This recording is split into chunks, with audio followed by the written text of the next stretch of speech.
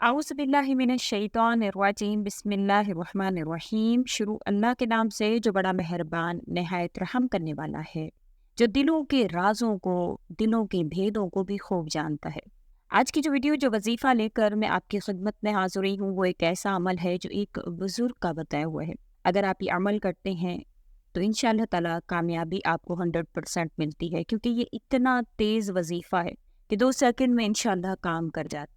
आपकी कोई भी परेशानी है, कोई भी मुश्किल है, रिस्क के हवाले से है, या आपकी घरेलू परेशानियों के हवाले से है, आपके कारोबार के हवाले से है, मकरूज़ हैं आप, आपके औलाद नहीं है, कोई भी इंशाअल्लाह ताला आपका ये मसला है, तो ये मुख्तसर तरीन अमल है जो इंशाअल्लाह इंतहाई मुजर्रब है, ताकतवर है, का कुरान करीम में भी ज़िक्र है। मुकम्मल तौर पर वीडियो को एंड तक ज़रूर सुनिएगा ताकि आप मुकम्मल तौर पर मुस्तफ़ीद हों। उससे पहले मैं गुजारिश करना चाहूँगी कि अगर आप मेरे चैनल पर नए हैं या मुझे पहली मर्तबा सुन रहे हैं तो मेरे चैनल को सब्सक्राइब ज़रूर कर दें। मज़ीद अपडेट्स हासिल करना चाहते हैं तो सब्सक्राइब के बटन के साथ जो बेल नोटिफिकेशन का बटन है उसको भी ज़रूर प्रेस करें ताकि मेरी हर नई वीडियो आपके पास नोटिफिकेशन की सूरत में पहुँचती रहे। इंसान की ज़िंदगी में कुछ ऐसे मामलात आते हैं, उतार चढ़ाव आते हैं कि आप परेशान हो जाते हैं, आपको कोई रास्ता समझ में नहीं आता है। लेकिन मुसलसल तौर पर अल्लाह ताला हमें इशारे देते हैं, ख्वाह वो किसी इंसान के ज़रिया से हो। बाज़ औक़ात आप बैठे होते हैं, कोई आपको ऐसी बात कर देता है जिसमें आपकी परेशानी का हल आपको मिल जाता है। यानी अल्लाह ताला डायरेक्ट आपको ज़रूर उसका जवाब देते हैं, जो आपकी परेशानी होती है उसके हवाले से आपको ज़रूर इशारे मिलते हैं। चाहे आप अल्लाह ताला से मांगते हैं तो फ़ौरन से आपको उसका जवाब जो है वो मिलना शुरू हो जाता है। ऐसे ही मेरे हाल ही में अपनी एक दोस्त से बात हो रही थी, बड़ी परेशान थी कि उनके शौहर जो हैं वो काम नहीं करते थे, रिस्क के हवाले से उनको बहुत ज़्यादा परेशानी थी। तो ऐसे ही बैठे-बैठे मैं अपना जो है वो मोबाइल को स्क्रॉल कर रही थी, मुझे नहीं पता, मैंने उनका नंबर देखा और मैंने उनको नंबर डायल कर लिया। अब मुझे तो नहीं पता कि वो परेशान हैं, तो मैंने उनसे बात की, बात-बात में ही उन्होंने बताया कि उनके शौहर जो है वो काम नहीं कर रहे हैं, बड़ी परेशान हूँ मैं। और माशाल्लाह वो पढ़ी लिखी हैं, एमबीए किया हुआ है उन्होंने। तो लेकिन उनकी शादी उन्होंने अपने घर वालों के खिलाफ जाकर जो है वो शादी की। घर वालों ने समझाया भी, भाई ने समझाया भी कि बेटा तुम्हें यहाँ पर तुम्हारा गुज़ारा नहीं होगा। लेकिन बस वो जब इंसान जो है वो ज़िद पर अड़ जाता है तो फिर वो किसी की नहीं सुनता।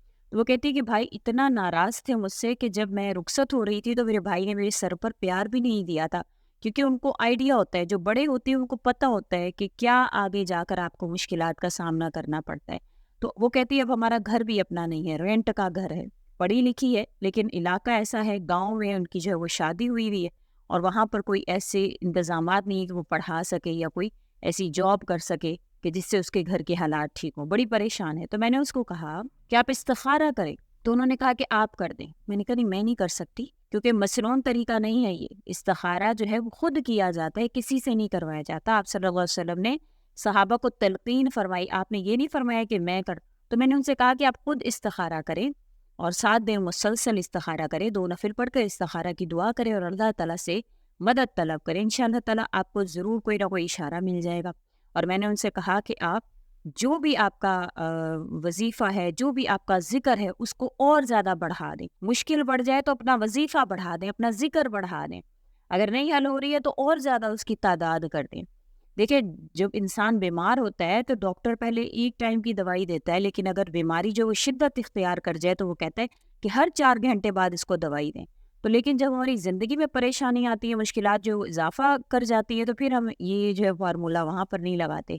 हम बस एक दफ़ा वजीफ़ा करके फिर इंतज़ार में बैठ जाते हैं। तो वजीफ़े की तादाद बढ़ा दें। तो बेशक आप जो भी अमल कर रहे हैं उसके साथ-साथ जो है वो मेहनत भी करना ज़रूरी है। ऐसा नहीं है कि हम अल्लाह ताला देने पर क़ादिर हैं।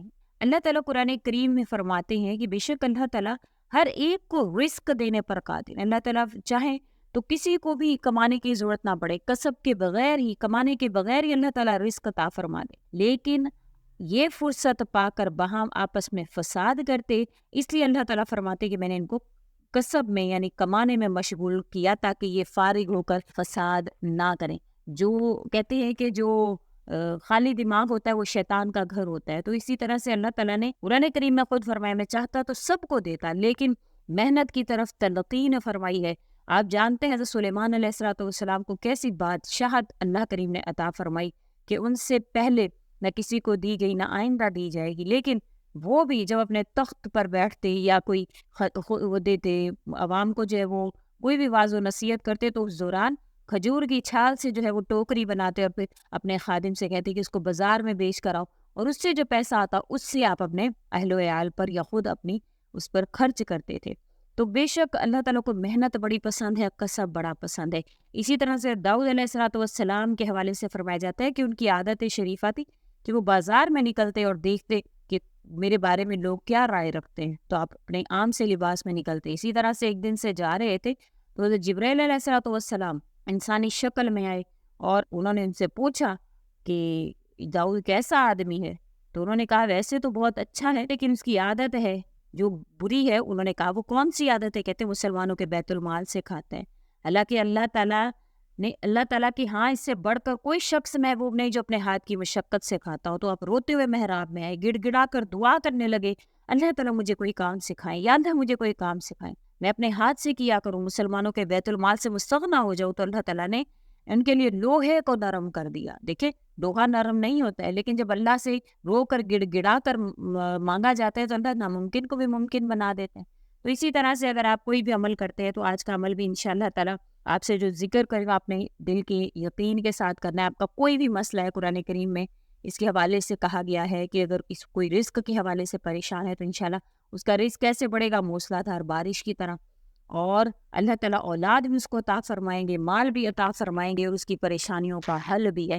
تو آپ نے اس کو یقین کے ساتھ کرنا ہے، اور وہ ذکر ہے استغفر اللہ۔ اب استغفر اللہ کے حوالے سے آپ چاہیں تو آپ مختصر جو استغفار ہے آپ وہ بھی استغفر اللہ استغفر اللہ استغفر اللہ بھی کر سکتے ہیں۔ آپ روزانہ کم از کم، جیسے نبی کریم صلی اللہ علیہ وسلم نے فرمایا کہ میں 70 سے 100 مرتبہ استغفار کرتا ہوں، تو اگر آپ 100 سے 70 مرتبہ استغفار کا معمول بنائے، بڑھا لیں تو وہ آپ کی مرضی ہے، لیکن کم از کم ڈیلی آپ 100 سے 70 مرتبہ استغفار ضرور کریں۔ یہ مسنون عمل ہے، اور اکثر لوگ جو ہے وہ اجازت طلب کرتے ہیں، تو اس میں کوئی اجازت، ہم کوئی ایسا عمل ذکر ہی نہیں کرتے جس کے لیے اجازت کی ضرورت ہو۔ ہماری کوشش ہوتی ہے قرآن کریم سے، احادیث مبارکہ سے۔ تو یہ آیت قرآن کریم کی ہے جس میں اللہ تعالیٰ استغفار کی تلقین فرما رہے ہیں کہ میں اولاد بھی دوں گا، مال بھی بڑھاؤں گا، رزق بھی دوں گا۔ تو انشاءاللہ تعالیٰ آپ قرآن کریم کی آیت اور آپ صلی اللہ علیہ وسلم کی حدیث اس کے ساتھ ملائی کہ آپ صلی اللہ علیہ وسلم خود ہی عمل کرتے تھے، 70 سے 100 مرتبہ استغفار کرتے تھے۔ آپ نے انشاءاللہ اس کو معمول بنانا ہے، پھر انشاءاللہ پھر آپ دیکھیں کس طرح سے اللہ کریم آپ پر مہربان ہوتے ہیں۔ چند سیکنڈ میں جو آپ کے کام ہیں، آپ کی جو بگڑیاں ہیں وہ اللہ کریم بنا دیتے ہیں، آپ کی مسائل کو حل فرما دیتے ہیں۔ اولاد نہیں ہے تو اولاد عطا فرما دیتے ہیں۔ جو بھی آپ کے مسائل ہیں اللہ تعالیٰ حل فرمائیں گے انشاءاللہ تعالیٰ۔ آپ نے اس کو توجہ کے ساتھ، غور کے ساتھ اور یکسوئی کے ساتھ آپ نے اس کو اپنا معمول بنانا ہے ڈیلی۔ ایسا نہیں ہے کہ آپ کے گناہ ہیں تبھی آپ یہ عمل کر رہے ہیں۔ اگر آپ بے گناہ ہیں، آپ کے گناہ نہیں بھی ہیں، تو استغفار خود میں ہی ایک بہت بڑی جو ہے وہ عظمت ہے، اس سے درجات بلند ہوتے ہیں۔